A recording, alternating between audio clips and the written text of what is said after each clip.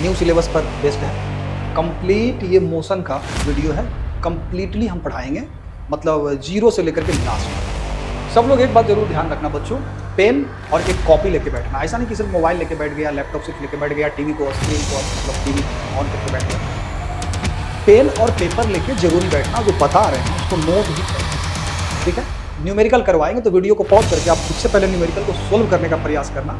तो rest and motion का अगर डेफिनेशन पूछे तो क्या कहेंगे? If position of an object, if position of an object changes with time relative to an observer, then the object is said to be in motion relative to that observer.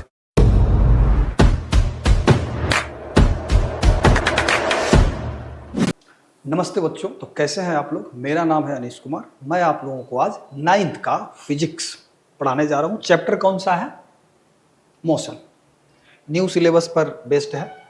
Complete ये motion का video है, completely हम पढ़ाएंगे, मतलब zero से लेकर के last तक, है ना। चैप्टर का स्टार्टिंग से लेकर के लास्ट तक न्यूमेरिकल भी बहुत सारा करवाएंगे, ग्राफिकल मेथड सारा का सारा डिस्कशन होगा। मतलब वन कंप्लीट पैकेज है ये किसका? मोशन का, फॉर क्लास 9th, ठीक है।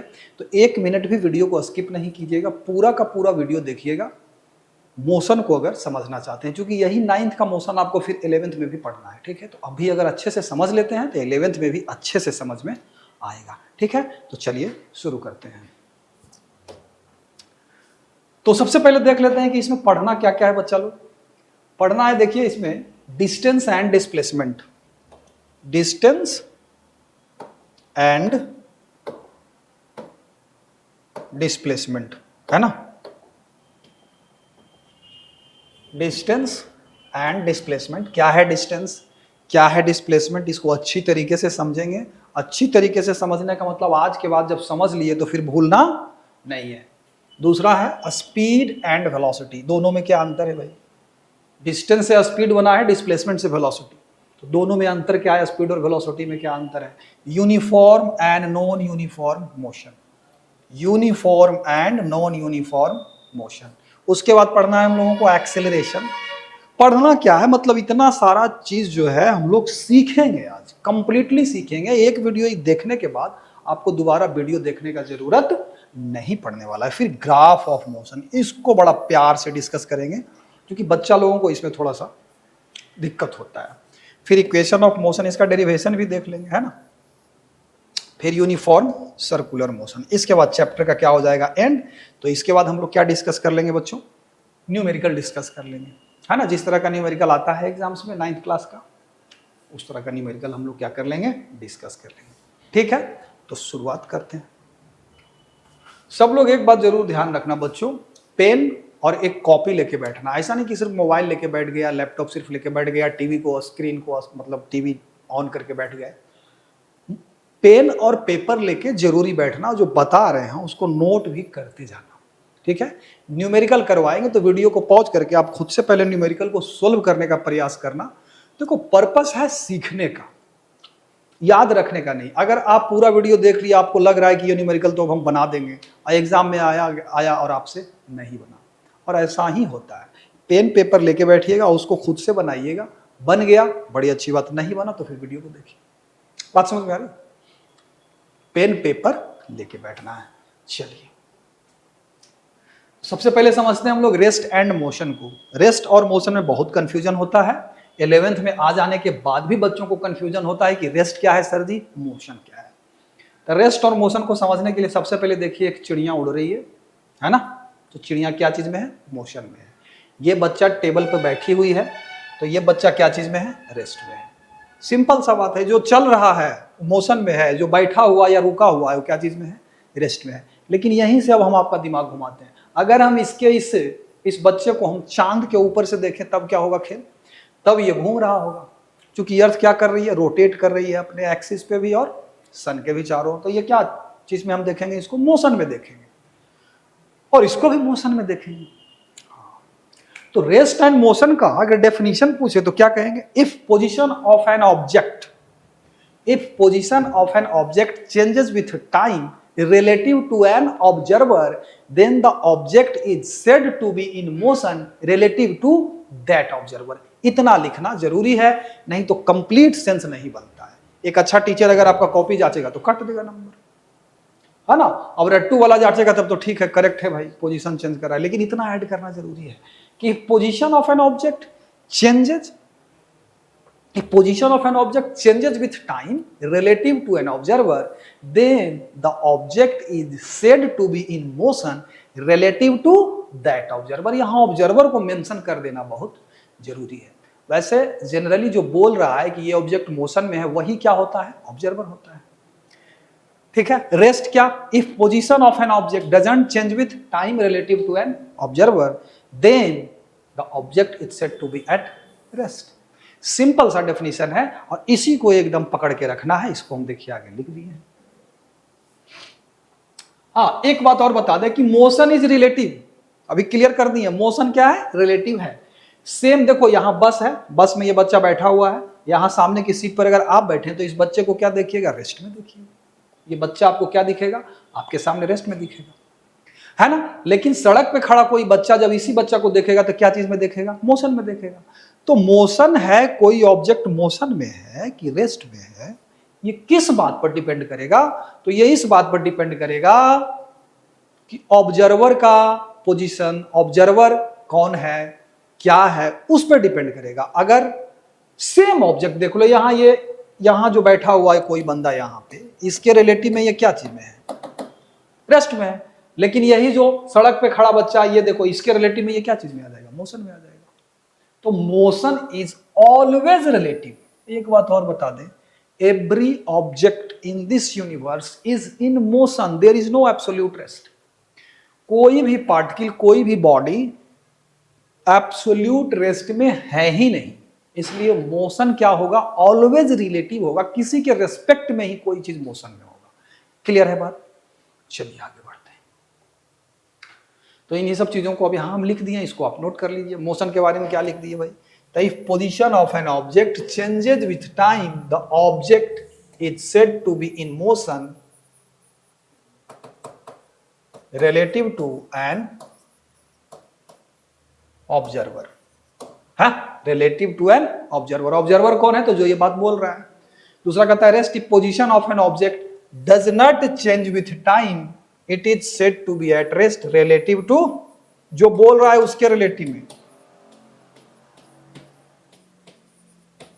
जो बोल रहा है उसके रिलेटिव में। एग्जांपल में मोशन देखो, मोशन इज ऑलवेज रिलेटिव, इस बात को पकड़ना। मोशन इज ऑलवेज रिलेटिव का मतलब हुआ कि किसी न किसी के रेस्पेक्ट में मोशन का बात किया जाएगा, ठीक है। जैसे हम अगर बोले कि मेरे रिलेटिव में ये कैमरा क्या चीज में है, रेस्ट में है, तो मेरे रिलेटिव में रेस्ट में है। अब यहां से कोई गुजर रहा है तो उसके रिलेटिव में कैमरा क्या चीज में आ जाएगा बच्चा, मोशन में आ जाएगा। क्लियर है बात, ठीक। चलो नेक्स्ट स्लाइड पे चलते हैं, डिस्टेंस को समझते हैं। पहले डिस्प्लेसमेंट वाले पार्ट को भूलिए, पहले समझते हैं किस चीज को, डिस्टेंस को। देखो ये एक बच्चा है, ये कहां पे है, पोजीशन ए पे है, और ये इसका घर है पोजीशन बी पे। ये कौन सा पाथ फॉलो किया है, तो देख लो ये वाला पाथ, ये जो है ना टेढ़ा मेढ़ा सा पाथ, ये वाला पाथ ये फॉलो करते हुए कहां पहुंचा, घर पहुंचा। क्यों टेढ़ा मेढ़ा पाथ फॉलो किया है, ये हमसे बेहतर आप जानते होंगे। बदमाश बच्चा है, कैसा बच्चा है, बदमाश बच्चा, इसलिए ये टेढ़ा मेढ़ा पाथ फॉलो करते हुए बी तक पहुंच गया। क्लियर। अब एक दूसरा बच्चा है, वो बोला कि नहीं नहीं, हम टेढ़ा मेढ़ा पाथ नहीं जाएंगे, यहां से सीधे हम एक लाइन ज्वाइन कर देंगे बी तक, ये वाला पाथ जाएंगे। येलो वाला दिख रहा है ये पाथ, ब्लैक कर दें इसको, येलो वाला दिख रहा होगा। एक पाथ ये है टेढ़ा मेढ़ा वाला और दूसरा पाथ ये है सीधा वाला, सीधा ए से बी को मिला दिए। क्लियर है बात कि दिक्कत है, क्लियर है कि नहीं है, ठीक है, ए से बी के मिला दिए। अब एक बात बताओ, दोनों में क्या अंतर है, तो आप कहिएगा कि सर ये जो डायरेक्ट मिला दिए इसका जो लेंथ होगा, ये जो टेढ़ा मेढ़ा वाला है उससे कम है, तो जो ये टेढ़ा मेढ़ा वाला पाथ है इसको बोल देते हैं हम लोग डिस्टेंस। क्या बोलते हैं बच्चा, डिस्टेंस। और ये जो सीधा पॉइंट ए से पॉइंट बी को मिला दिए इसी को क्या बोल देते हैं, डिस्प्लेसमेंट। तो डेफिनेशन क्या निकल के आएगा, the actual length of path covered by an object is called distance and the shortest distance between 2 point, the shortest distance between 2 point is called displacement. अब ध्यान से समझिएगा, दोनों को यूनिट क्या होगा बच्चा, दोनों का यूनिट देखो यहां वही डायग्राम में दिखाए हैं, ए से बी को एक स्ट्रेट लाइन से कनेक्ट कर दिए, तो यही चीज क्या हो गया बच्चा, डिस्प्लेसमेंट। एक बात तो समझ में आ गया होगा कि दोनों का ही यूनिट क्या होगा बच्चा, एसआई यूनिट मीटर होगा, डिस्टेंस का भी और डिस्प्लेसमेंट का भी एसआई यूनिट क्या होगा, मीटर होगा। और भी यूनिट हो सकता है, किलोमीटर हो सकता है, माइल हो सकता है, सेंटीमीटर हो सकता है ना, मिलीमीटर हो सकता है, लेकिन दोनों का यूनिट क्या होगा, लेंथ का जो यूनिट होगा वही दोनों का यूनिट होगा, ठीक है।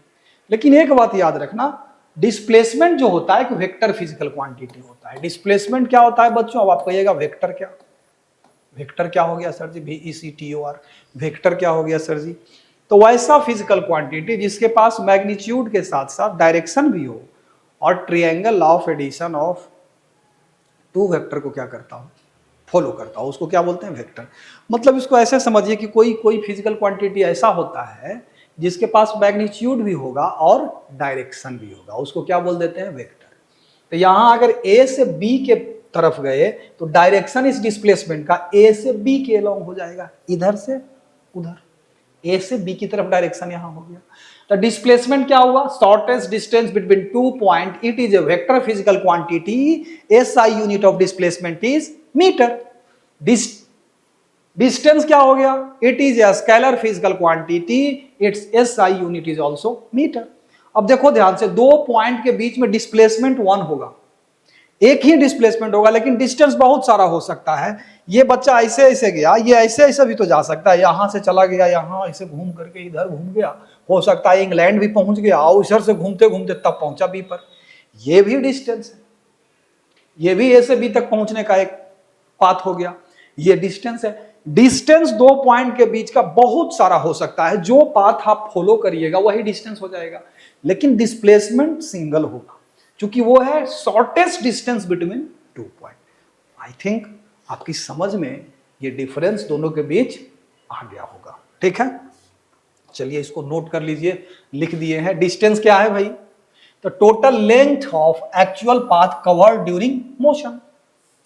डिस्प्लेसमेंट क्या है भाई, shortest path from a starting point two ending point along with direction. Displacement में डायरेक्शन भी मेंशन करना रहता है। Displacement vector physical quantity, distance ये स्केलर है और ये वेक्टर है, दोनों का एसआई यूनिट मीटर है, इसका भी मीटर हो जाएगा।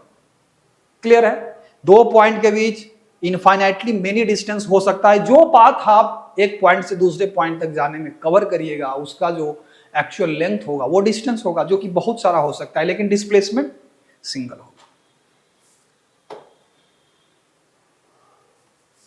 देखो यहां लिख दिए की पॉइंट में, distance has only magnitude scalar, never negative, depends on path. Path पर डिपेंड करेगा, जो पाथ आप फॉलो किए एक पॉइंट से दूसरे पॉइंट तक जाने में, उस पर डिपेंड करेगा डिस्टेंस।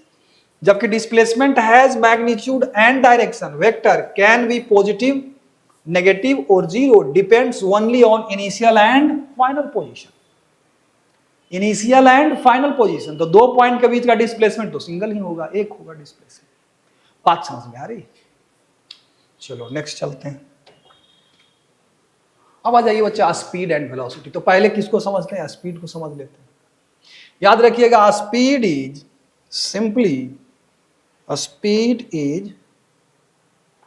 simply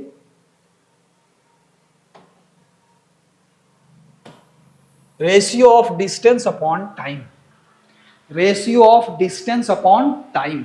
कोई ऑब्जेक्ट मान लेते हैं कि ए से बी तक गया, उसका डिस्टेंस क्या है, डी है, उसका डिस्टेंस क्या है बच्चा, डी है, और टाइम लगाया टी, तो D by T is speed. और यहाँ ये जो डिस्टेंस अपॉन टाइम है इसी को एवरेज स्पीड भी बोलते हैं, ठीक है। या यहाँ पर टोटल डिस्टेंस लिख देता है, तो डिस्टेंस है भाई, है ना। तो डिस्टेंस अपॉन टाइम क्या हुआ, स्पीड। ये कैसा फिजिकल क्वांटिटी होगा बच्चा, ऑब्वियस है, ये स्केलर होगा। इसका एसआई यूनिट क्या होगा बच्चा, मीटर पर सेकेंड होगा स्पीड का। अब वेलोसिटी क्या होता है, तो वेलोसिटी जो होता है बच्चा वो वेक्टर फिजिकल क्वांटिटी। क्यों सर जी? क्योंकि डिस्प्लेसमेंट क्या है? वेक्टर है। डिस्प्लेसमेंट क्या है? वेक्टर है। टाइम तो टाइम है ही है, इसका भी एसआई यूनिट क्या होगा? Metre per second. Metre per second. ध्यान रहे, यहां जो ये स्पीड लिखे हैं इसको एवरेज स्पीड भी बोलते हैं। इसको क्या बोलते हैं? Average speed. और यहां जो डिस्प्लेसमेंट बाय टाइम डिफाइन किया है ये भी क्या हो गया भैया? Average velocity. एवरेज वेलोसिटी, दोनों का SI unit metre per second. एक स्केलर फिजिकल क्वांटिटी है कौन? स्पीड, और वेलोसिटी क्या है? वेक्टर फिजिकल क्वांटिटी है। क्लियर है बात? क्लियर है बात? चलिए अब कुछ कुछ हम कन्वर्सन लिखे हैं यहां पर। स्पीड क्या हुआ? Distance upon time. वेलोसिटी क्या हुआ? Displacement upon time. दोनों को याद रखना। स्पीड क्या हुआ बच्चा? डिस्टेंस अपॉन टाइम, बोले तो डी अपॉन टी। और वेलोसिटी क्या हुआ भाई? तो डिस्प्लेसमेंट अपॉन टाइम। यहां पे देखो चूंकि ये वेक्टर है तो ऐसे वो एरो लगा देते हैं, वेक्टर है इसलिए डिस्प्लेसमेंट भी वेक्टर। ठीक, यूनिट दोनों का एसआई यूनिट क्या होगा बच्चा? तो मीटर पर सेकेंड। और भी यूनिट होगा जैसे kilometre per our, mile per hour, और भी यूनिट होगा, लेकिन एसआई यूनिट दोनों का क्या होगा? Metre per second. अच्छा, 1 किलोमीटर पर आवर मतलब क्या? 1 किलोमीटर पर आवर मतलब क्या? 1 किलोमीटर में कितना मीटर होता है? 1000 मीटर। तो यहां क्या लिख देंगे? 1000 मीटर डिवाइडेड बाई 1 आवर में 3600 सेकेंड। तो 2 0 5 दूना 10 और 18 दूना 36, तो 5/18 मीटर। 1 किलोमीटर पर आवर मतलब 5/18 मीटर पर सेकेंड। देखो कुछ कन्वर्सन हम यहाँ लिख दिए हैं बच्चा, इसको क्या कर लेना आप लोग, क्विकली यूज कर सकते हो इसको। ठीक है, क्विकली यूज इस कन्वर्सन को। जैसे 54 किलोमीटर पर आवर है तो इसमें क्या करेंगे? 54 किलोमीटर पर आवर है तो क्या करेंगे बच्चा? तो किलोमीटर पर आवर के लिए 5/18 से क्या करेंगे? मल्टीप्लाई कर देंगे। 18 तिया 54, तो 15 मीटर पर सेकेंड। ठीक है, तो ये है 15 मीटर पर सेकेंड। तो ये कन्वर्सन आप ये 1 किलोमीटर पर आवर वाले को याद रखिएगा। बाकी सब जो भी डाटा देता है उसको मीटर पर सेकेंड में कन्वर्ट करने में आपको दिक्कत नहीं होने वाला। यहाँ देखिए लिख भी दिए हम। एवरेज स्पीड बोले तो total distance upon total time. ये डिस्टेंस अपॉन टाइम को या टोटल डिस्टेंस फर्क पड़ता नहीं है। मान लेते हैं कि ये पॉइंट ए है और ये पॉइंट बी है और ये हम गए, ये डिस्टेंस अगर डी है तो स्पीड क्या होगा इस ए और बी के बीच जाने में? तो स्पीड होगा डी अपॉन टाइम। ये total distance upon total time. Average velocity क्या? तो total displacement upon total time. Clear है? न्यूमेरिकल में ये और क्लियर हो जाएगा। नेक्स्ट चलते हैं। अब चलते हैं सबसे इंपॉर्टेंट चीज, एक्सेलरेशन। एक बात हम शुरू में ही बता दे बच्चों कि यहां हम जो भी डिस्कशन करेंगे कांस्टेंट एक्सेलरेशन के ऊपर भी ही करेंगे, वेरिएबल एक्सेलरेशन के ऊपर नहीं करेंगे। एक्सेलरेशन होता क्या है? एक्सेलरेशन होता क्या है? अगर सपोज कोई कार या कोई बाइक या आप ही कांस्टेंट स्पीड से चल रहे हो, मतलब 10 मीटर पर सेकंड से हम चलते जा रहे हैं, कांस्टेंट है मेरा स्पीड, लेकिन कोई कार अगर स्पीड अपना क्या कर रहा है? टाइम के साथ बढ़ा रहा है। पहले सेकंड में 10 मीटर पर सेकंड चला, दूसरे सेकंड में 15 मीटर पर सेकंड चल रहा है, तीसरे सेकंड में स्पीड उसका 20 मीटर पर सेकंड। तो उसका स्पीड टाइम के साथ क्या हो रहा है? बढ़ रहा है। तो हम कहते हैं कि वो जो गाड़ी है, वो जो व्हीकल है, कार बाइक जो भी हो, तो क्या चीज में है बच्चा? एक्सेलरेशन में है। और एक्सेलरेशन का डेफिनेशन क्या होता है? The time rate of change of velocity. Time rate of change of velocity is called acceleration, है ना? Acceleration can be positive and also can be negative. Clear है बात? Acceleration can be positive and can be negative. अब क्या हम बोले? Time rate of change of velocity, और velocity क्या है बच्चा? वेक्टर फिजिकल क्वांटिटी है। तो एक्सेलरेशन भी क्या हो गया?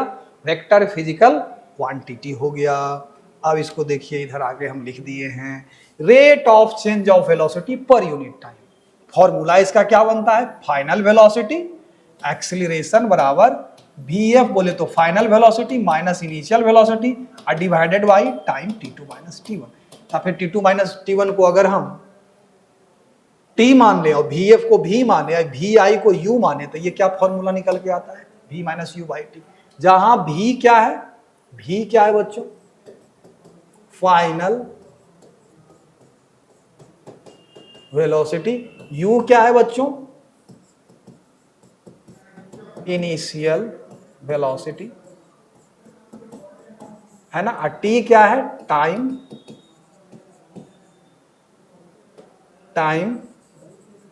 इलैप्स्ड। ये जो चेंज हुआ u से v हुआ उसमें जितना टाइम लगा वही टाइम t है, तो v minus you by T. S I unit इसका क्या हो जाएगा, मीटर पर सेकेंड स्क्वायर। चूंकि ऊपर वेलोसिटी है, वेलोसिटी का डिफरेंस है तो मीटर पर सेकंड है, नीचे सेकंड तो मीटर पर सेकंड स्क्वायर। इसका एस आई यूनिट क्या हो जाएगा एक्सेलरेशन का, मीटर पर सेकंड स्क्वायर। तीसरा आप बोल दिए वेक्टर क्वांटिटी है, ये has magnitude and direction. Acceleration कैसा फिजिकल क्वांटिटी है बच्चा, वेक्टर फिजिकल क्वांटिटी है, it has both magnitude and direction. ठीक है, ये पॉजिटिव भी हो सकता है और ये नेगेटिव भी हो सकता है। अगर पॉजिटिव एक्सेलरेशन है तो टाइम के साथ स्पीड क्या होगा, इंक्रीज करेगा।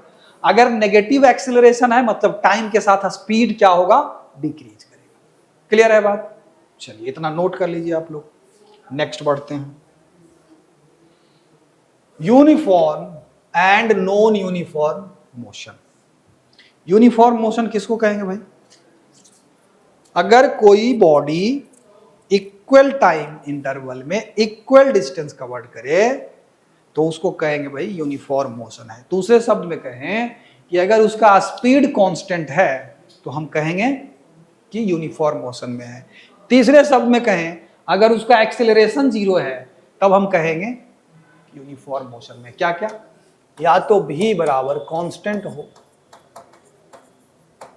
मतलब तीनों एक ही बात हुआ, या फिर एक्सीलरेशन उसका क्या हो 0 तो कहेंगे क्या, यूनिफॉर्म मोशन में है।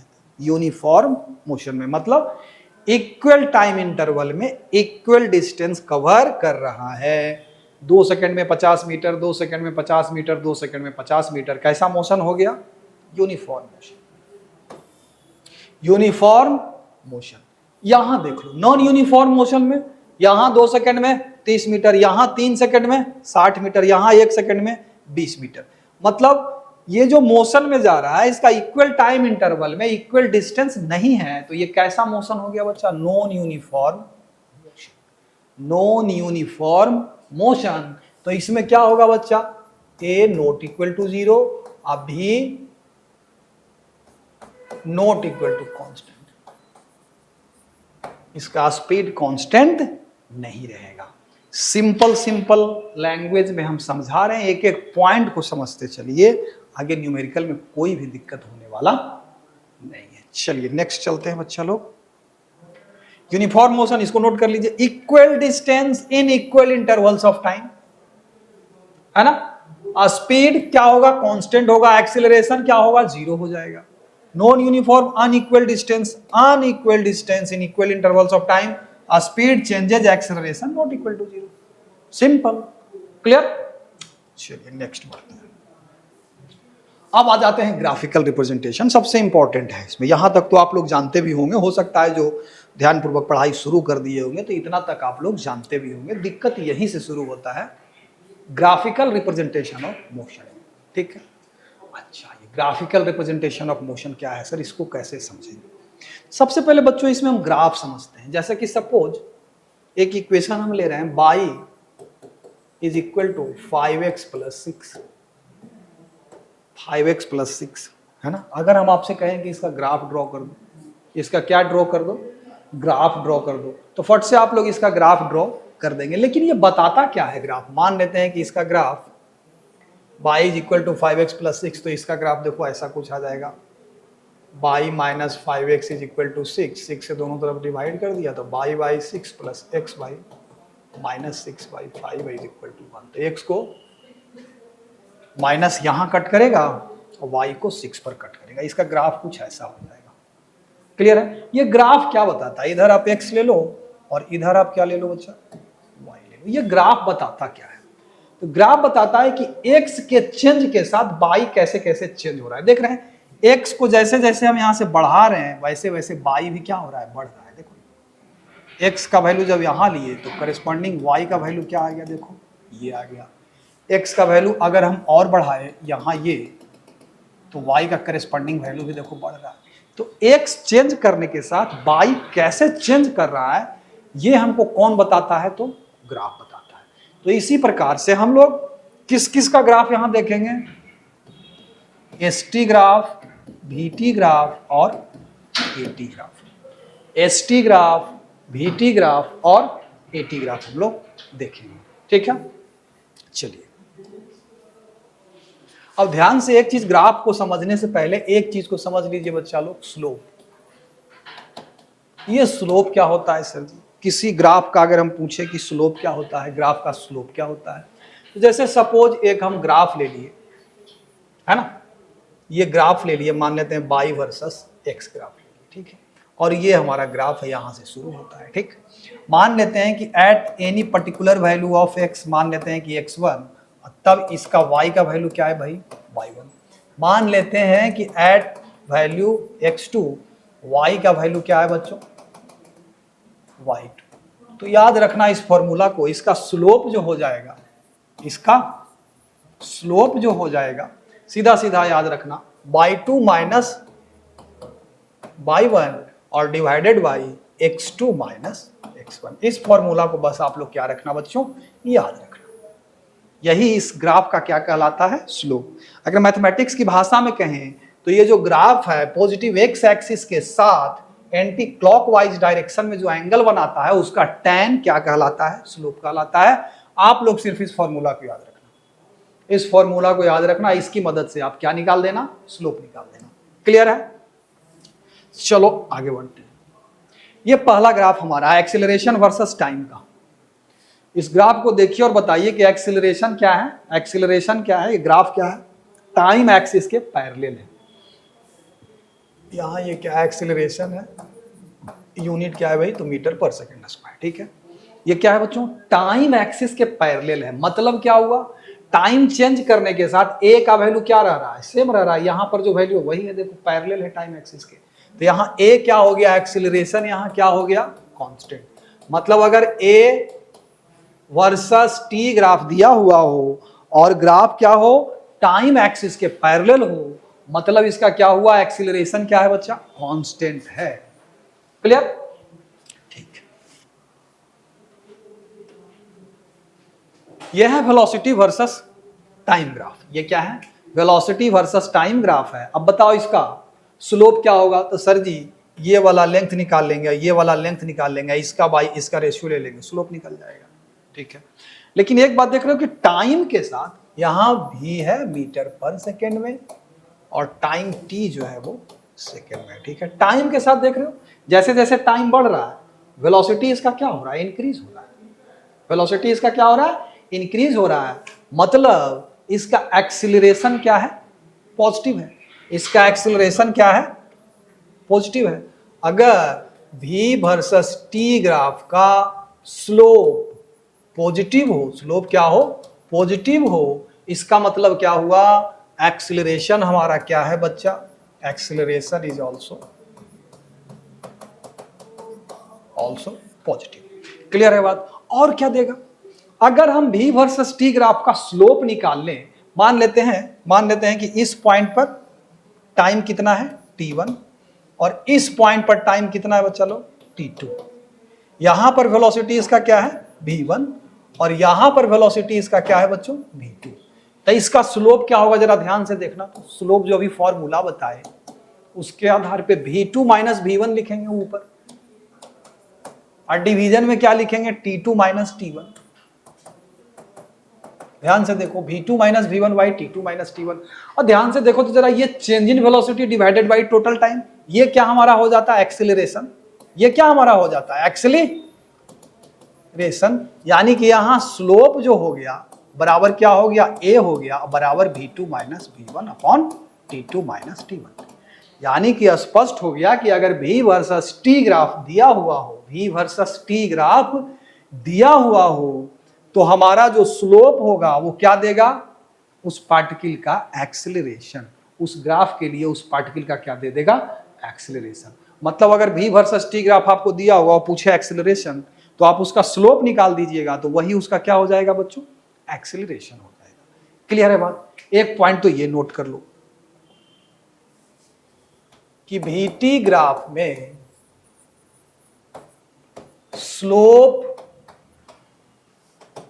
Slope of vt graph gives क्या, एक्सेलरेशन। अगर स्लोप पॉजिटिव आ रहा है, अगर स्लोप पॉजिटिव आ रहा है तो पॉजिटिव एक्सेलरेशन, अगर स्लोप नेगेटिव आ रहा है तो negative acceleration.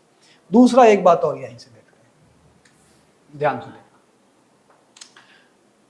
v versus t graph में ग्राफ और टाइम एक्सिस के बीच का जो एरिया होता है, v वर्सेस t ग्राफ में ग्राफ और टाइम एक्सिस के बीच का जो एरिया हुआ, वो कौन सा एरिया हुआ, ये वाला है ना, v1 से v2 तक। मान लिया यहां जीरो से t2 तक ये एरिया हमारा निकला, यही एरिया निकला ना। ये क्या देता है हमारा, याद रखना, displacement for a straight line motion. यही क्या हो जाता है बच्चों, डिस्टेंस। ये क्या हो जाता है, डिस्टेंस। तो दूसरा पॉइंट ये नोट कर लेना कि vt ग्राफ में ही द एरिया, एकदम इसको रट लेना, the area between graph and time axis, the area between graph and time axis gives distance. अगर स्ट्रेट लाइन में है तो यही डिस्प्लेसमेंट भी होगा, तो ऑब्लिक करके हम डिस्प्लेसमेंट भी लिख दे रहे हैं। क्लियर? तो vt ग्राफ अगर दिया हुआ हो बच्चों, तो दो चीज हम आराम से निकाल सकते हैं, पहला उस पार्टिकल का एक्सेलरेशन और दूसरा टोटल डिस्टेंस कितना कवर्ड किया है। जैसे एक हम छोटा सा ग्राफ ड्रॉ करके आपको एग्जांपल से समझाते हैं। ये t है और ये हमारा v है। क्लियर है बात? v वर्टिकल एक्सिस पे हम ले लिए हैं और t हॉरिजॉन्टल एक्सिस पे ले लिए हैं। ठीक है, अब देखो मान लेते हैं कि हमारा ग्राफ ऐसा कुछ है, कैसा है, ऐसा है, और टाइम दे रखा है कि टाइम सर जी t बराबर 1 सेकेंड पर इसका वेलोसिटी क्या है भाई, तो 5 है। अब भी क्या चीज में है भाई, मीटर पर सेकेंड में, और टाइम क्या चीज में बच्चा, सेकेंड में। ठीक है, और t बराबर 4 सेकेंड पर, कितना सेकेंड पर, 4 सेकेंड पर वेलोसिटी हमारा क्या हो गया भाई, 25। ठीक है, तो सबसे पहला चीज हम आपको क्या बताए कि अगर vt ग्राफ दिया हुआ है तो एक्सीलरेशन क्या होगा, इसका स्लोप। तो एक्सीलरेशन बराबर क्या लिखेंगे, स्लोप। और स्लोप क्या होता है भाई, तो यहां से एक लाइन ऐसे खींच दो, दिस अपॉन दिस, है ना। तो दिस क्या होगा, 25 माइनस 5, फॉर्मूला याद करो अभी लिखवाए हैं, और divided by this minus this, 4 minus 1, 25 में से 5 गया 20 बट्टा 3, यही हमारा क्या हो गया, इतना मीटर पर सेकेंड स्क्वायर। ये क्या हो गया हमारा, एक्सेलरेशन। अब अगर हम आपसे पूछे कि बच्चा डिस्टेंस भी बताओ, t बराबर 1 सेकेंड से t बराबर 4 सेकेंड के बीच में कितना डिस्टेंस कवर किया, तो ये वाला एरिया कैलकुलेट कर दो। ये ग्राफ हुआ, ये टाइम एक्सिस, इन दोनों के बीच का ये एरिया, t बराबर 1 सेकेंड से 4 सेकेंड के बीच। अगर पूछेगा 0 सेकेंड से 4 सेकेंड, तो ये वाला एरिया भी क्या कर देंगे बच्चा, इंक्लूड कर देंगे। तो यहां से ये एरिया कैसे निकालेंगे, तो एक रेक्टेंगल बनेगा, देख लो ऐसे, एक क्या बनेगा, ऐसा देख लो, रेक्टेंगल बनेगा, और एक क्या बनेगा यहीं पे बच्चा, ये ट्रायंगल बनेगा। इसका एरिया निकालो, इसका एरिया निकालो, और दोनों को क्या कर दो, ऐड कर दो, तो हमारा क्या निकल जाएगा, टोटल डिस्टेंस। हम निकाल के दिखा देते हैं। डिस्टेंस एस बराबर क्या हो जाएगा, इसका एरिया क्या होगा, ये लेंथ 4 में से 1 गया 3, और गुने ये वाला लेंथ 5, प्लस इसका एरिया हाफ, इंटू बेस ये वाला लेंथ तो 3, और गुने ये height, half into base into height, 25 में से 5 गया 20। यही हमारा क्या हो जाएगा बच्चा, कितना हो गया, 45 मीटर। यही हमारा क्या हो गया, डिस्टेंस हो गया। आई होप कि आपकी समझ में ये वाला कंसेप्ट आया होगा। ठीक है, आई होप सो। चलिए नेक्स्ट चलते हैं। अब एस वर्सेस टी ग्राफ, मतलब position versus time graph. X क्या चीज में है भाई, तो मीटर में है, और टाइम क्या चीज में है सर जी, तो सेकंड में है। क्लियर है? तो एक्स वर्सेस टी ग्राफ अगर दिया हुआ हो, तो याद रखना यहां पर स्लोप जो होगा, क्या स्लोप जो होगा वो क्या देगा आपका, speed. X versus T graph अगर दिया हुआ हो तो स्लोप हमारा क्या देगा, अगर आप साइन के साथ लीजिएगा तो यही स्लोप आपका वेलोसिटी भी दे देगा, है ना। तो स्लोप का मैग्नीट्यूड ले लिया, स्पीड हो गया किसी पर्टिकुलर टाइम पे। यहां एक्स वर्सेस टी ग्राफ कैसा है, कर्व है। यहां एक्स वर्सेस टी ग्राफ कैसा है, एक कर्व है। तो यहां भी डिफरेंट देखो, कर्व में क्या होता है कि स्लोप जो होगा, जैसे यहां पर टेंजेंट खींचे कुछ होगा स्लोप, यहां पे टेंजेंट खींचे कुछ होगा स्लोप, यहां पे टेंजेंट खींचे कुछ होगा स्लोप। तो डिफरेंट डिफरेंट पॉइंट पर स्लोप क्या है बच्चा, डिफरेंट डिफरेंट है। मतलब अगर x versus T graph curve आए तो समझो कि पार्टिकल क्या चीज में है, एक्सीलरेशन में है। चूंकि स्पीड डिफरेंट डिफरेंट पॉइंट पर क्या आ रहा है, डिफरेंट डिफरेंट आ रहा है, मतलब क्या चीज में, एक्सीलरेशन में है। अगर ये x versus T graph straight line है तो सीधा इसका स्लोप जब निकालोगे तो वो क्या देगा आपको, स्पीड दे देगा। क्लियर है। अगर x versus T graph straight line है, आप उसका स्लोप अगर कैलकुलेट करते हैं तो सीधा सीधा वो आपको क्या दे देगा, स्पीड दे देगा, या यूं कहिए कि वेलोसिटी दे देगा।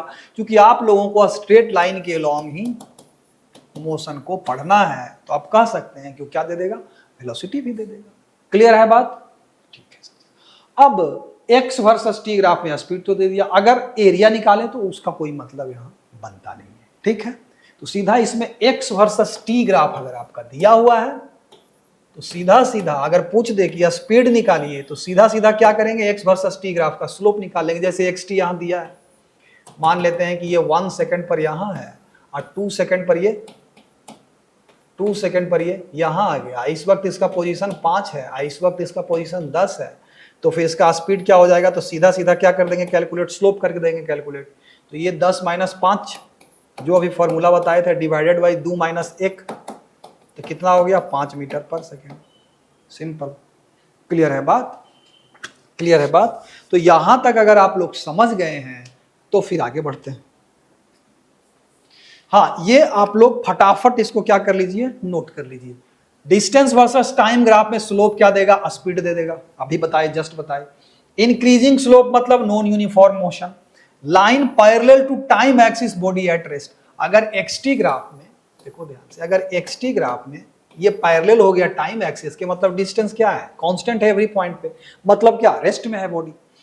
वेलोसिटी टाइम ग्राफ स्लोप क्या दे देगा, एक्सेलरेशन दे देगा। Positive slope uniform acceleration, negative slope retardation या डिसेलरेशन। क्लियर है। इस सब को आप लोग नोट कर लीजिए और याद भी कर लीजिए। Zero slope uniform motion, zero slope मतलब एक्सेलरेशन जीरो है। एरिया अंडर वीटी ग्राफ क्या देगा, distance travelled. Area under VT graph क्या दे देगा, डिस्टेंस ट्रेवल्ड। तो ये सारा का सारा पॉइंट आप लोग क्या करिए, नोट कर लीजिए। जो अभी तक बताए वो सारा पॉइंट इसमें दे दिया गया है, ठीक है। नेक्स्ट चलते हैं। अब ये कुछ इक्वेशंस है, 1, नंबर 2 और नंबर 3। तीनों को ग्राफिकल मेथड की मदद से हम क्या करेंगे, डिराइव करने वाले हैं। क्लियर है। तो एक छोटा सा क्या लेंगे हम, ग्राफ लेंगे। एक छोटा मोटा सा क्या ले लेंगे बच्चा, ग्राफ ले लेंगे। क्लियर। भी वर्सेस टी, टाइम को सेकंड में लेना है और भी को मीटर में।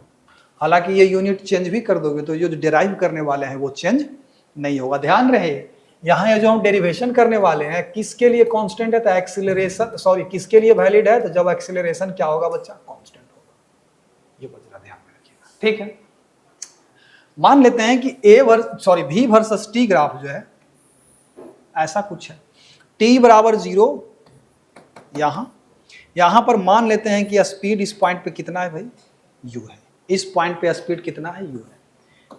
और इस पॉइंट पे स्पीड कितना है, v है, ठीक है। t बराबर 0 पर u है और t बराबर t पर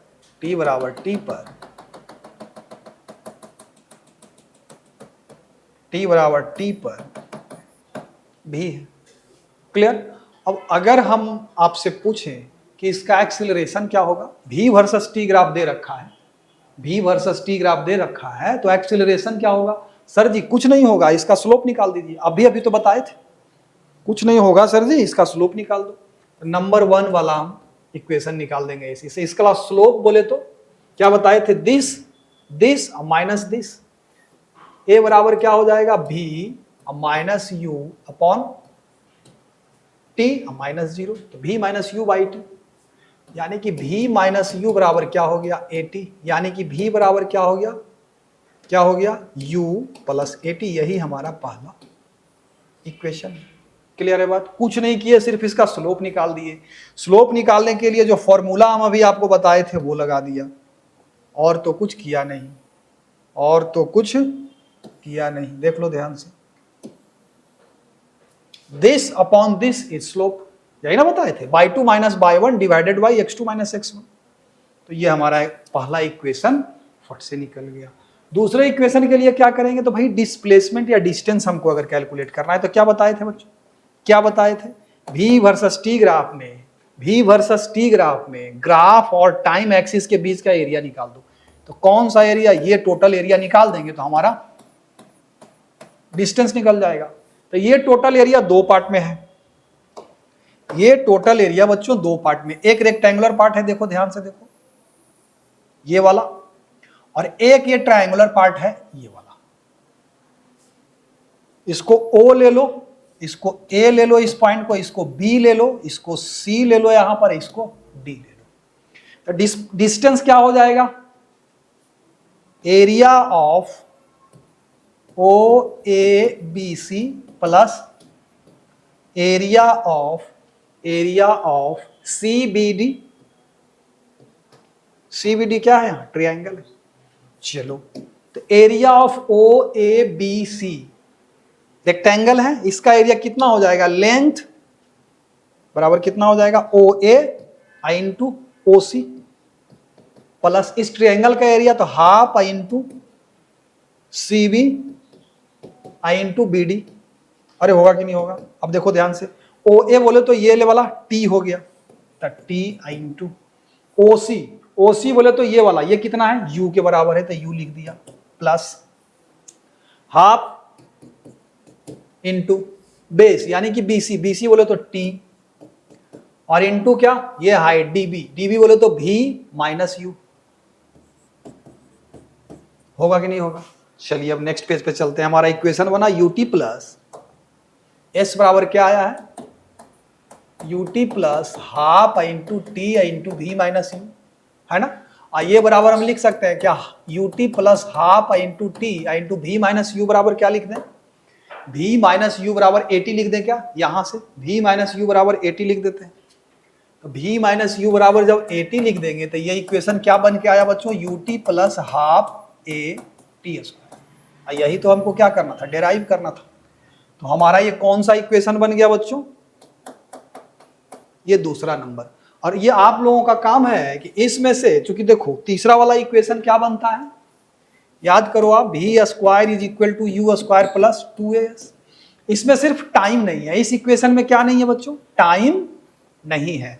तो टाइम नहीं है तो ये दो इक्वेशन जो हम डेराइव किए हैं उसकी मदद से आप इसमें से क्या कर दो, टाइम एलिमिनेट कर दो। तो क्या करेंगे भाई, इसमें से टाइम का वैल्यू निकालो, इसमें से टाइम का वैल्यू क्या आएगा, V minus U upon A। इसको क्या कर दो, दूसरे इक्वेशन में पुट कर दो, इसमें पुट कर दो, इसमें पुट कर दो। तो S बराबर क्या हो जाएगा, U आई इंटू टाइम के जगह पर क्या पुट करेंगे, V minus U by A, V minus U upon A plus half A I into V minus U by A का स्क्वायर। अब इसको सिर्फ सोल्व करना है, आपका वो जो ये इक्वेशन है ये आपका आ जाएगा। क्लियर? तो देखो ध्यान से, ये लिख देंगे हम UV minus U square divided by A plus V minus U का होल स्क्वायर डिवाइडेड बाई क्या होगा, A स्क्वायर नीचे आएगा, एक A कटेगा तो ये आ जाएगा 2A। अरे आएगा कि नहीं आएगा? अब क्या करो, A को कॉमन ले लो, इधर भेज दो, A को कॉमन लेके इधर भेज दो, तो क्या हो जाएगा, SA बराबर UV minus U square, UV minus U square plus half into V square plus U square minus 2VU। तो ये क्या हो जाएगा, UV minus U square plus V square upon 2 plus U square upon 2 और minus VU। तो देख VU और VU तो कट गया, VU और VU तो कट गया, और ये माइनस यू स्क्वायर, ये यू स्क्वायर बाई 2, तो यहाँ लिख देंगे हम लोग v square upon 2 minus u square upon 2। अब 2 कॉमन लेके इधर भेज दे, तो 2sa बराबर v square minus u square, यानी कि बच्चों v square is equal to u square plus 2as, यही आपका तीसरा इक्वेशन है। तो तीनों इक्वेशन हम डेराइव कर दिए। अब ज्ञान का बात सुनिए यहां कि ये तीनों equation, these three equations are valid when a is equal to constant। मतलब जिस क्वेश्चन में एक्सीलरेशन क्या है बच्चों, कांस्टेंट है, वहीं पे इन तीनों इक्वेशन को आप अप्लाई कर सकते हैं। आई होप कि यहां तक आपको लेक्चर समझ में आया होगा। अगर कहीं भी कुछ भी हल्का सा भी डाउट है बच्चों, तो आप कमेंट में पूछ सकते हैं कि सर यहाँ पे समझ में नहीं आया, नेक्स्ट सेशन में हम उस चीज को भी डिस्कस कर देंगे। अब आते हैं यूनिफॉर्म सर्कुलर मोशन। तो ध्यान से सुनिएगा, whenever a particle moves in such a way that its distance from a fixed point is always constant, then the motion of particle is said to be circular motion. मतलब कोई particle ऐसे घूमे कि उसका डिस्टेंस एक fixed point से always क्या हो, कांस्टेंट हो, तो हम कहते हैं कि वो पार्टिकल कहाँ घूम रहा है भाई, तो सर्कुलर पाथ पे। उसके मोशन को क्या बोलेंगे, सर्कुलर मोशन बोलेंगे। ठीक है, यूनिफॉर्म सर्कुलर मोशन बोले तो स्पीड अगर उस पार्टिकल का क्या हो, कांस्टेंट हो, तो हम कहते हैं कि कैसा मोशन है उसका भाई, यूनिफॉर्म सर्कुलर मोशन है। फॉर यूनिफॉर्म सर्कुलर मोशन उसका स्पीड क्या रहेगा, कांस्टेंट रहेगा। अभी बराबर होगा 2 पाई आर बोले तो circumference divided by time period. जहां ये 2 पाई आर क्या हो गया भाई, तो सरकमफेरेंस का लेंथ हो गया, मतलब ये टोटल लेंथ, अगर रेडियस इसका आर है तो ये टोटल लेंथ हो गया, और ये टी क्या हो गया, तो टाइम पीरियड, एक कंप्लीट रिवॉल्यूशन में जो टाइम लगाया वही हो गया ये। यही क्या हो गया, स्पीड। स्पीड तो कांस्टेंट रहता है बच्चा, बस याद रखना velocity changes due to change in direction, acceleration is not zero. याद रखना बच्चों, थोड़ा सा हम इसको समझा भी देता हूं आप लोगों को कि जैसे मान लेते हैं क्या मान लेते हैं, कुछ नहीं मानते, ये हमारा सर्किल है, इस पे एक पार्टिकल क्या कर रहा है, ध्यान से समझना, ये पार्टिकल क्या कर रहा है, मूव कर रहा है ऐसे एंटी क्लॉकवाइज। ये मान लेते हैं कि इसका क्या है, सेंटर है वो, इसका रेडियस मान लेते हैं कि क्या है बच्चों, आर है। तो याद रखना जब ये मूव करेगा तो इसी पाथ को फॉलो करेगा, अगर सर्कुलर मोशन में मूव कर रहा है तो। ध्यान रखना इसका जो वेलोसिटी होता है इसके ऊपर टेंजेंट होता है ऐसे, तो यहाँ है तो इधर है, यहाँ देखो तो वेलोसिटी किधर हो गया, इधर हो गया, यहाँ गया तो वेलोसिटी इधर हो गया। तो मतलब इसका वेलोसिटी का डायरेक्शन ऑलवेज क्या हो रहा है, चेंज हो रहा है। मतलब ये पार्टिकल एक्सीलरेशन में है, वेलोसिटी चेंज अगर कर रहा है टाइम के साथ तो एक्सीलरेशन में है। इसका एक्सीलरेशन याद रखना किधर होता है बच्चों, सेंटर के टुवर्ड्स। इसका एक्सेलरेशन का वैल्यू कितना होता है, बस ये सब आप याद ही रखना, अभी समझने का जरूरत, वी स्क्वायर बाई आर के बराबर है। वी क्या है भाई, तो स्पीड ऑफ पार्टिकल है, और आर क्या है, रेडियस, क्या है, radius, v square by r. इतना एक्सेलरेशन, जब भी क्या हो, कांस्टेंट हो, तब भी एक्सेलरेशन इसको होगा, याद रखना, सर्कुलर पाथ पे मूव करेगा तो। ठीक है, इस एक्सीलरेशन को बच्चों बोलते हैं सेंट्रीपिटल एक्सीलरेशन। क्लियर है, इतना चीज यूनिफॉर्म सर्कुलर मोशन के बारे में याद रखना, इससे ज्यादा याद रखने की जरूरत नहीं है। इसी पे जो भी न्यूमेरिकल आएगा बन जाएगा, जो कंसेप्ट आएगा वो भी लिख सकते हो। ठीक है,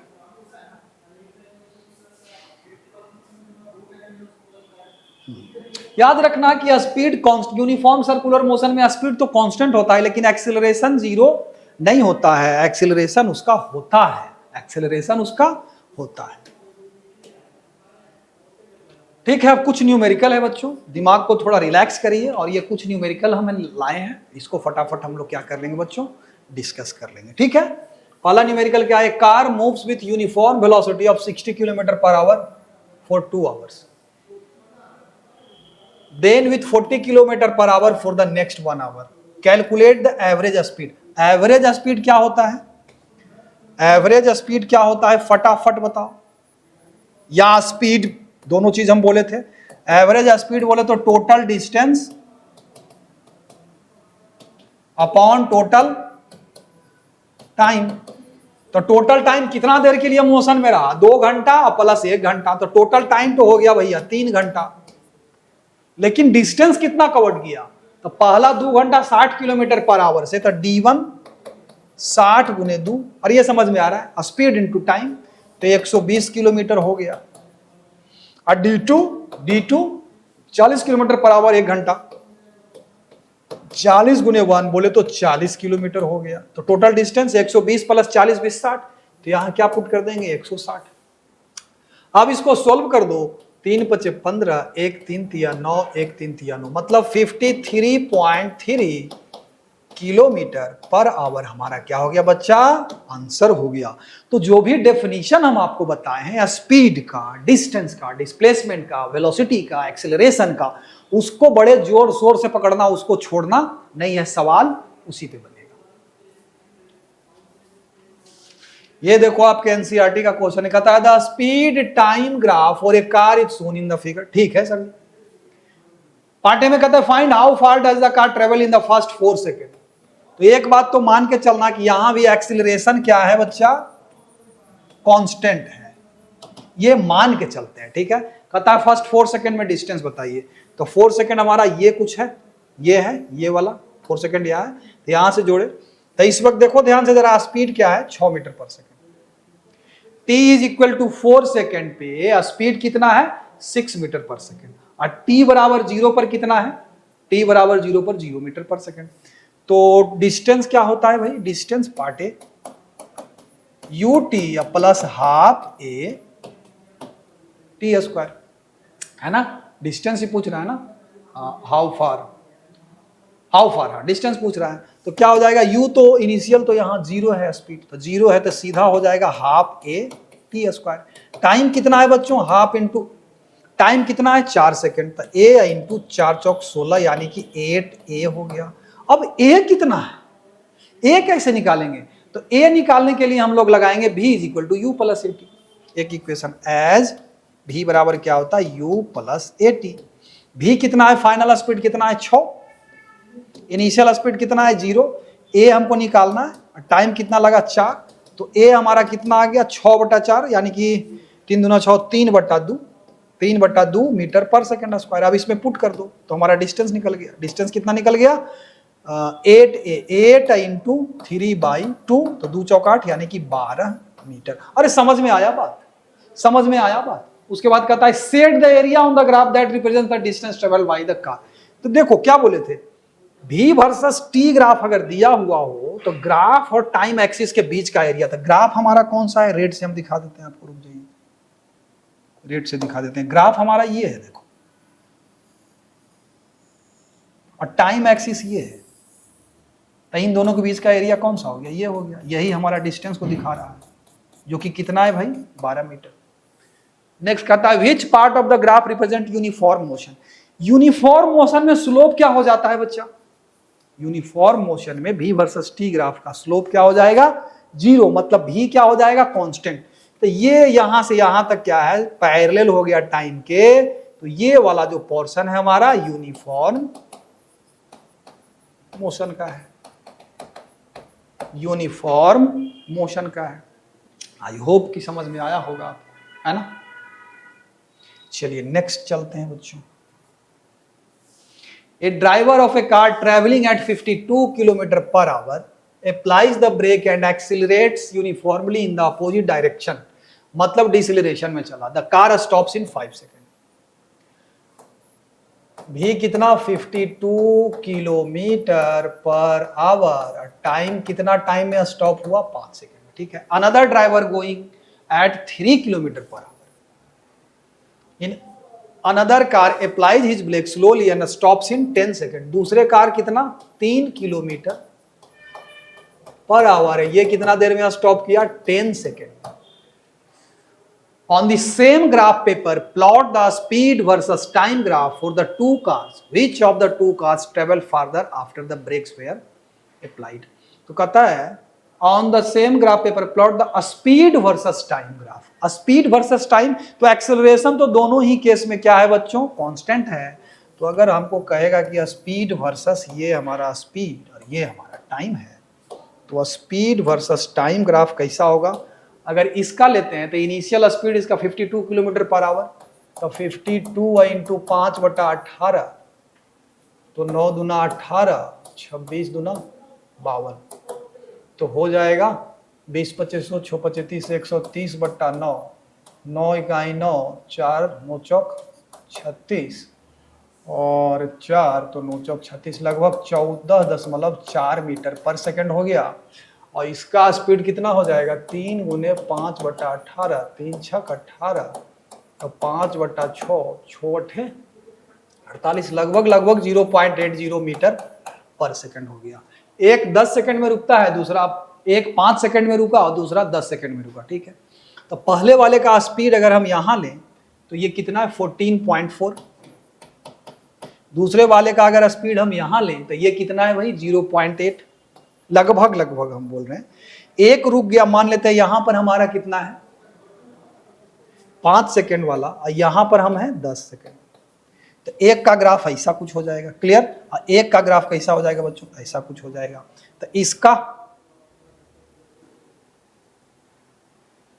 एक रुका जो 14.4 मीटर पर सेकंड, वो 5 सेकंड में रुका है ना, हाँ 5 सेकंड में। ओ सॉरी, दूसरे का ग्राफ तो वहां से चलेगा ना, यहां से चलेगा, ये ऐसा कुछ हो जाएगा। इसका डिस्टेंस ये एरिया हो जाएगा और इसका डिस्टेंस ये वाला, रुक जाओ एक को रेड से दिखा देते हैं। देखो इसका एरिया, एक का डिस्टेंस जो होगा ये हो जाएगा टोटल, और दूसरे का जो हो जाएगा ये हो जाएगा, है ना, सेम ग्राफ पर दिखा दिए। और देखो अगर कहोगे तो ये जो पहले वाला का एरिया है वो ज्यादा है, पहले वाला का एरिया ज्यादा है, फट से हम कैलकुलेट भी कर सकते हैं। S1 बराबर क्या हो जाएगा, हाफ इंटू बेस यानी कि 5, अब गुने ये 14.4 इतना आएगा, इसको कैलकुलेट करो।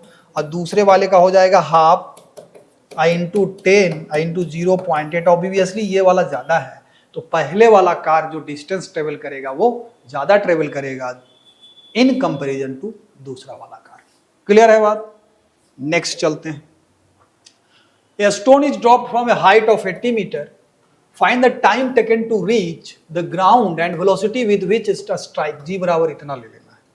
तो ये सब देखो बच्चा लोग, अब एकदम आसान सवाल है। कहता है हाइट कितना, हाइट से छोड़ा गया इसको तो 80 मीटर से। G कितना है बच्चों, 9.8 मीटर पर सेकेंड स्क्वायर है, ठीक है। Find time taken to reach the ground, तो देखो S बराबर क्या होता है, UT प्लस हाफ 80 स्क्वायर होता है ना। तो S हमारा दिया हुआ 80, ड्रॉप किया initial speed 0, half into 9.8 into time न पूछ रहा है T स्क्वायर, तो T हमारा कितना आ गया 2 इंटू 80 अपॉन 9.8, इसका क्या बच्चों स्क्वायर रूट, इसको कैलकुलेट करिए, यही हमारा क्या हो जाएगा, टाइम हो जाएगा। क्योंकि देखो यहां से ड्रॉप किया, ये हमारा अगर ग्राउंड है तो ये वाला हाइट हमारा कितना दे रखा है बच्चों 80 मीटर, यहां पर ही ड्रॉप किया मतलब u बराबर 0, तो s बराबर ut प्लस हाफ 80 स्क्वायर सीधा लगा दिया, u बराबर 0 कर दिया। एक्सीलरेशन इसका डाउनवर्ड क्या होगा 9.8 मीटर पर सेकेंड स्क्वायर, तो ut plus half a t square, बस इसको कैलकुलेट करो, यही हमारा डिस्टेंस हो जाएगा।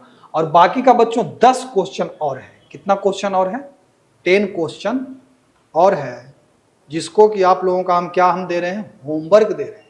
क्या दे रहे हैं बच्चों, नेक्स्ट सेशन जब हम शुरू करेंगे तो उसमें ही बाकी का 10 क्वेश्चन हम क्या करेंगे बच्चों, डिस्कस करेंगे। सब सिंपल क्वेश्चन है जो आप लोगों के एग्जाम में आने वाला है। इसका PDF हम डिस्क्रिप्शन में अटैच कर देंगे, इसको कंप्लीटली आप लोगों को क्या करना है, बना लेना है। एग्जाम में जो भी आपका न्यूमेरिकल मोशन से रिलेटेड आएगा वो सारा का सारा न्यूमेरिकल आप लोग बना सकते हैं। बाकी अगर आप लोगों को और भी न्यूमेरिकल है ऐसा जो कि फंसा है या नहीं बन पा रहा है, नहीं समझ में आ रहा है, वो आप कमेंट में बता सकते हैं, भेज सकते हैं व्हाट्सएप के थ्रू या आप टेलीग्राम के थ्रू जुड़ सकते हैं, वहां पे भी आप बता सकते हैं, उसका भी डिस्कशन हम लाइव क्लास में कर देंगे, ठीक है।